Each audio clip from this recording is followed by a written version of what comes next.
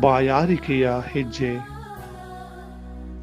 ಪ್ರಭು ಯೇಸು ಶಿಲುಬೆಯ ಮೇಲಿಂದ ನಾನು ಬಾಯಾರಿದ್ದೇನೆ ಎನ್ನುತ್ತಾರೆ.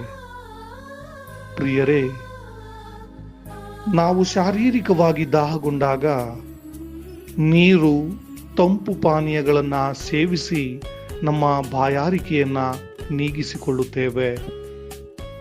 ಆದರೆ ನಾವು ಆಧ್ಯಾತ್ಮಿಕವಾಗಿ ಬಾಯಾರಿದಾಗ ಆ ನಮ್ಮ ಆಧ್ಯಾತ್ಮಿಕ ದಾಹವನ್ನು ತೀರಿಸುವುದು ದೇವರ ವಾಕ್ಯವಾಗಿರುತ್ತದೆ.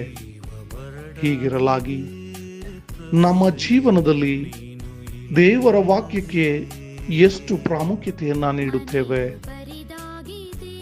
ದೇವರ ವಾಕ್ಯ ಸಜೀವ ವಾಕ್ಯ ಎಂಬುದನ್ನ ಅರಿತು ದೇವರ ವಾಕ್ಯವನ್ನ ಓದಲು ಮುಂದಾಗೋಣವೇ?